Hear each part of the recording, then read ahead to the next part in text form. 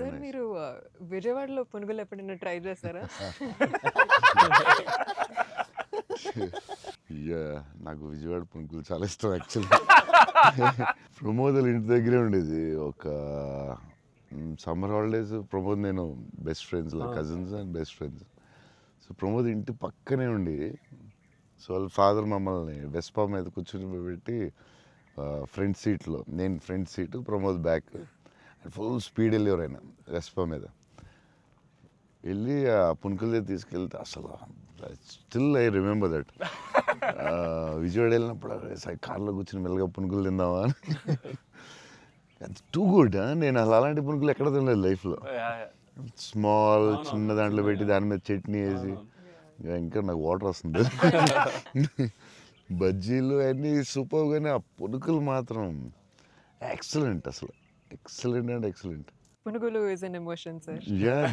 It is seriously. Every ఒక ఊరికి ఒక ఫుడ్ ఏదో స్పెషల్ ఉంటుంది కదా, దాని ఇంకా వాటర్ వస్తుంది. టూ గుడ్ అసలు. మళ్ళీ అలాంటివి ఎప్పుడు తినలేదు. సో విజయవాడ దారిలో వెళ్ళినప్పుడు, షూటింగ్ వెళ్ళినప్పుడు అక్కడ ఆకి పునుకులు తిందామంటే, నేను అన్ని నైట్ ట్రావెల్ చేస్తాను. ఇప్పుడు నైట్లో పునుకులు ఉండవు కదా బా అనుకుని మళ్ళీ. అన్న మా అందరికీ బుజ్జిగాడ్ అనేది అసలు ఐకానిక్ అన్న, ఎమోషన్. కానీ నేను మిమ్మల్ని కలిసినప్పుడల్లా ఇది చెప్దాం అనుకున్నా, నాకు ఏక్ నిరంజన్ ఫేవరెట్ అన్న. నాకు నిజంగా ఏక్ నిరంజన్ అంటే పిచ్చి. ఎందుకంటే చోటు క్యారెక్టర్లో యాటిట్యూడు, అది అది అదొక ఇర్రిప్లేసబుల్ యాటిట్యూడ్ అన్న. చాలా అండర్ రేటెడ్ జెమ్ అన్న ఏక్ నిరంజన్ అనేది. అంటే మీ డ్రెస్సింగ్ ప్యాటర్న్ అయి ఉండొచ్చు, నాకు చాలా ఇష్టం అన్న. మీరు ప్లెయిన్ షర్ట్ వేసి, టోన్ డెనిమ్ వేసి, కింద స్నీకర్స్ చేశారు అప్పుడు. అండ్ అది అసలు, అండ్ హ్యాండ్ కప్స్ ఉండేవి, మీరు బౌంటీ హంటర్ కాబట్టి దాంట్లో. సో అది అసలు ఐకానిక్ అన్న. అండ్ పర్టికులర్గా మీ డైలాగ్ డెలివరీ, ఆ సినిమా అసలు నాకు పిచ్చన్న సినిమా అంటే. సో నాకేమనిపించింది అంటే, బేసిక్లీ మీవి చాలా డైలాగ్స్ ఉంటాయి కదా. ఫర్ ఎగ్జాంపుల్ దాంట్లో పర్టికులర్ నాకు చాలా ఇష్టమైంది, నన్ను ఇలా కొట్టే దమ్మడికైనా ఉందా, లేకపోతే మళ్ళీ నేనే ట్రై చేయాలి, అది నాకు పిచ్చన్న. అంటే ఆ యాటిట్యూడ్ అది మ్యానుఫ్యాక్చర్ చేయలేమన్నా, it has to be there. And నాకేమనిపించిందంటే, నాకు చాలా హ్యాపీగా ఉంది నేను ఏక్ నిరంజన్ చెప్తుంటే. సో బేసికలీ ఏక్ నిరంజన్ మీ మెమరీలో వాట్ డస్ ఇట్ హోల్డ్ అన్న? అప్పుడు మీకు అప్పుడు చేస్తున్నప్పుడు. అంటే పురిగారు లాగా ఎవరు రాయలేదు. నేను బుజ్జిగాడు నాకు ఆయన చెప్పినప్పుడు క్యారెక్టర్ నాకు పిచ్చెక్కిపోయింది. నాకు టెన్షనే వచ్చిందంటే, ఇది ఎలా చేయాలరా బాబు, నేను ఎప్పుడు చేయలేదు ఇలాగ. కాకపోతే ఈ రాసిన విధానం నేను మర్చిపోయి, నేను బుజ్జిగాడు ఎవరితో మాట్లాడినా బుజ్జిగాడు క్యారెక్టర్ గురించి మాట్లాడుతూ ఉండేవాడిని మర్చిపోయి. అంటే సూపర్ ఎక్సైటెడ్ నేను అసలు బుజ్జిగాడు క్యారెక్టర్ గురించి. సో పూరి గారితో ఆయన క్యారెక్టరైజేషన్ మళ్ళీ ఎవడో లేడు అలాంటి అని నేను నెక్స్ట్ యాజ్ ఎగ్నరెంట్ చేసాం. నువ్వు చెప్పిన డైలాగులన్నీ చెప్తుంటే అసలు నాకు ఆయనలో ఎవడు రాయలేడు. It's his writing, the character designing, what Puri garu అలా ఎవడు లేడు ఇండియాలో, వరల్డ్లో లేడు. అదొక డిఫరెంట్ మనిషి అది. ఆ క్యారెక్టర్ ఆయనే రాయగలడు, మళ్ళీ రాయకపోయినా ఆయనే ఎవడో ఇమిటేట్ చేయలేడు అది. సో నువ్వు అంత స్ట్రాంగ్ డైలాగ్ ఒక యాక్టర్ చెప్తే న్యాచురల్గా వచ్చేస్తుంది అంతే. మీరు దాంట్లో సోను సూద్ దగ్గరికి వెళ్ళినప్పుడు కూడా సూపర్ ఉంటుంది. ఎవరైనా కొట్టారంటే, సార్ ఐఎమ్ చోటు, నేనే సార్ కొట్టాను. నాకు ఏక్ నిరంజన్లో చాలా ఫేవరెట్ ఏంటంటే, ఏడుస్తూ ఉంటాడు కదా, ఏంటి మగవాళ్ళు ఏడుస్తారా అంటే, ఎవడన్నా ఏడుస్తాడు బాధ. అది భలే రాసేది అనిపించింది ఆయన. అది నువ్వు అన్న డైలాగ్, లైక్ విలన్ డైలాగ్స్ కూడా చాలా బాగుంటాయి ఆ సినిమా. దాన్ని దబాంగ్ ఆటలో కూడా పెట్టారు ఏక్ నిరంజన్ డైలాగ్స్ తీసుకెళ్ళి. సోను సూద్ ఫోన్ చేసి పూరి గారికి, can I use it in ఒక హిందీ ఫిల్మ్లో యూజ్ చేస్తారంటే, ఈయన కూల్ కదా చేసుకోమన్నారు. దబాంగ్లో కూడా పెట్టాడు హీరో, అది ఎవరా విలన్. సేమ్ సోను సూద్ గారు చెప్పినట్టు. సేమ్ సోను సూద్ ఆయన ఫోన్ చేసి అడిగి పెట్టాడు. Super super. ఆయనలో ఎవడు రాలేడు అంతే, ఇంకంతే. మీరు స్టైలింగ్ ఎలా డిసైడ్ చేస్తారన్నా? అంటే ఈ క్యారెక్టర్కి ఇది సెట్ అవుద్ది అని. బికాజ్ ఎవ్రీ ఫిల్మ్, డార్లింగ్కి లూజ్ షర్ట్ వేసారు, ఛత్రపతి టైంలో 2 బటన్స్ చెప్పేసి ఆబ్వియస్గా షెల్ ఉంటుంది. సో ఈచ్ క్యారెక్టర్ మీరు వేసుకున్న ప్రతి సినిమాకి, ఆఫ్ కోర్స్ సాహోకి దేర్ వాస్ సంథింగ్ ఎల్స్.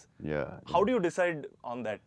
డెఫినెట్గా డైరెక్టర్ అండ్ కాస్ట్యూమ్ డిజైనర్ కూడా, బట్ ఏదో ఒక ఎఫర్ట్ పెట్టాలి ఒక సినిమాకి అనేది కొంచెం పుష్ చేస్తాను నేను కూడా. సో బాస్కిన్ అప్పుడు డార్లింగ్ అప్పుడు అడిగాం, అది ఏం చేద్దాంరా, ఇది ఫస్ట్ రిస్క్ చేస్తున్నావు లవ్ స్టోరీ, ఇది ఆడాలి ఎలాగైనా, కానీ కన్నా కాన్ఫిడెన్స్, కానీ నేను ఛత్రపతి లవ్ స్టోరీ చేస్తే చూస్తారు లేదా టెన్షన్ ఉంది. సరే ఇది కొంచెం జాగ్రత్త చేయాలిరా, మనం రిస్క్లు వద్దు, ఆల్రెడీ రిస్క్ చేస్తున్నా వద్దు అని ఆడు ఒక డ్రెస్ ఏదో చూపించాడు, చూపిస్తున్నాడు వేరే డిఫరెంట్. ఈ లూజ్ డ్రెస్ ఏంట్రా బాగుంది అన్నాను. ఇచ్చేద్దామా డల్లింగ్ అన్నాడు బాస్కి.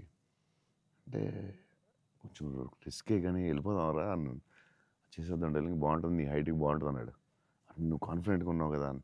ఎందుకంటే ఇది చూపిస్తే ఎవడో ఇంపాసిబుల్ అది యాక్సెప్ట్ చేయడం. కరుణాకరన్ గారు సూపర్ కానీ, బట్ నార్మల్గా ఎనీ ఫిలిం మన ఒక డైరెక్టర్కి వెళ్ళి లూజ్ డ్రెస్లు నేను వేస్తానంటే ఇదేంటి మీరు టైట్ వేయాలి, మీరు ఇలా ఉండాలి అంటారు కదా బేసిక్లీ. కానీ లక్కీలీ కరుణాకర్ గారు యాక్సెప్ట్ చేశారు. కానీ మేము అనుకున్నాం అంత ఈజీగా యాక్సెప్ట్ చేయరు, కానీ మేము ధైర్యం చేసి చేస్తాం. అదొక స్టైల్ అంతే. అది మేము చాలా మోసపోయాం అన్న. మీరు వేసుకున్న బట్టలన్నీ కొనేసుకొని, అవి మీరు వేసుకున్నారు కాబట్టి బాగున్నాయి. మేము వేసుకున్న మా మీద ఎలాడుతున్నాయి అవన్నీ లూజ్ షర్ట్లు. అంటే అదొక యా దాన్ని కరెక్ట్గా వేయాలి. లూజ్ డ్రెస్ మాత్రం జాగ్రత్తగా వెళ్ళాలి. నీకు బాగుంటుంది, నువ్వు టాలే కదా. కాకపోతే అది అప్పుడు ఎక్కడ చూడలేదు కదా. సో అది కొంచెం మనం వేసుకుంటే రిస్క్. జనాలకు తొందరగా అందులో ఏంటి అంత లూజ్ ఉంది, అక్కడ లూజ్ ఉంది, ఎక్కిస్తా లూజ్ ఉంది, ఇది లూజ్ ఉంది, అది ఉంది, కావాలని దానికి ఒక క్యారెక్టర్ పెట్టాం. ఆ లూజ్ జారుతా ఉంటే బస్కి ఒకటి జారు ఇలా పెడదాం, దాన్ని లేపుతా ఉంటాను, ఒకటి ప్యాంట్ లేపుతా ఉంటాను, కావాలని దానికి ఒకటి డిజైన్ చేసాం. నువ్వు అడిగితే అది అప్పుడు ఆ టైంలో రిస్క్ అది. ఇప్పటికే అజయ్ అని అడుగుతుంటాను ఇప్పటికీ. అంటే నాకు ఇప్పుడు అన్న ఇప్పుడు ప్రభాస్ అన్న ఏ షర్ట్ కొంటున్నారు, షాపింగ్ వెళ్తే ఏం షాపింగ్ చేస్తారు, ఆయన షాపింగ్ స్టోర్లు అని చెప్పేవాళ్ళు. బికాజ్ నాకు ఆయన ట్రెజర్ ట్రోవ్ ప్రభాస్ అన్న స్టోరీస్. అజయ్కి నాది ఒక స్టోరీ ఉంది, చెప్పచ్చా లేదు? తర్వాత కాకపోతే నచ్చకపోతే తీసే. అజయ్ ఏంటంటే ఏ సినిమాకి రాదు, మన బుజ్జిగాడికి మిలాన్ బుజ్జిగాడి డ్రెస్సింగ్ చింపేయాలని డిసైడ్ అయ్యాం. సరే ఎక్కడ బాస్కిని అడిగాను, వరల్డ్స్ బెస్ట్ ప్లేస్ చెప్పు బాస్కి అండి. మిలాన్ ఇస్ ద బెస్ట్ అన్నాడు. Okay will go to Milan. సో మిలాన్ వెళ్ళాం, అజయ్ మేము అందరూ వెళ్ళాం. వెళ్ళి నేను షాపింగ్ సూపర్ ఫాస్ట్, అంటే కంగారు వచ్చేస్తుంది. అంటే ముగ్గురు ఫ్రెండ్స్ ఒకళ్ళు క్రెడిట్ కార్డ్ బిల్ కడతా ఉంటారు, ఒకళ్ళు నేను వేరే షాప్కి వెళ్ళిపోతాను ఆ టైంకి. వేసుకుని ఇప్పి అది సూపర్ ఫాస్ట్. 30 షర్ట్లు ఉంటాయి. అంటే ఇప్పుడు షర్ట్లు వేయట్లేదు అసలు, ఇప్పుడు ఆ బతుకు ఎక్కువైపోయినట్టుంది. ముందు అట్లీస్ట్ వేసుకుని ఇప్పుడు వేసుకోవట్లేదు, అది దాన్ని ఇప్పుడు ఇంకా ఫాస్ట్. సో ఆ ఫాస్ట్లో నేనంటే దాని మీద ఉంటాను. నేను బాస్కి ఈ డ్రెస్ బాగుంటుందా, ఇది బాగుంటుందా, అది బాగుంటుందా అని ఆలోచిస్తున్నాం. అజయ్ వచ్చి పాప హెల్ప్ చేద్దాం. నేను నాకు షాపింగ్ ఎక్కువసేపు కూర్చుని దాన్ని గంట సేపు చూసి ఆ టైప్ కాదు నేను. అది బాగుంది తీసే, బాగుంది ఒక ఇవన్నీ వేసి అంటే నేను అదేంటిది డ్రెస్సింగ్ రూమ్లో ఎంత గొప్ప ఉంటుంది, ఇలా ఇలా ఇలా దాటుకుని రావాలి, అన్ని వేసుకుంటాను. సో అజయ్ పాపం ఏదో హెల్ప్ చేద్దామని వచ్చి మంచి మిలాన్లో ఎక్కడో ఏదో షాప్లో ఉన్నాం. బాస్కి నేను టపటపడ 3 days ఉంది, టపటపడపడప చేయాలి ఫాస్ట్. కానీ నేను పాప అజయ్ వచ్చి డలింగ్ ఇది బాగుంది అన్నాడు. ఓకే డలింగ్ అది బాగుంటే అది పెట్టే డ్రెస్సింగ్ రూమ్లో అన్నాడు. కానీ ఎంతో కదా అజయ్ ఇది కూడా బాగుంది అన్నాడు. నా ఫ్లో మిస్ అయిపోతుందని సరే డలింగ్ అది కూడా పెట్టే షోరూమ్, ఇదైతే అదిరిపోద్ది అన్నాడు. అప్పుడు నేను కొంచెం ఇచ్చాను కొంచెం. అజయ్ సినిమా షూటింగ్ టైం లేదు, 2 days ఉంది, ఏం చేయాలో బాస్కి ఏం చేస్తాం, నువ్వు కొంచెం గట్టిగా ఇచ్చాను. బయటికి వెళ్ళిపోయి షాప్ బయటికి వెళ్ళి నాకెందుకు ఏదో హెల్ప్ చేద్దాం అనుకున్నాను, నాకెందుకు. తర్వాత వీళ్ళందరూ చెప్తున్నారు అజయ్ నేది వేసేవా తిట్టేసేవా అంటే మరి ఏం చేయమంటావు, టైం లేదు. అజయ్ ప్రతి షర్టు చూసి ఆపుతున్నాడు, 10 షర్ట్లు చూపించాడు, నాకు అంత టైం లేదు.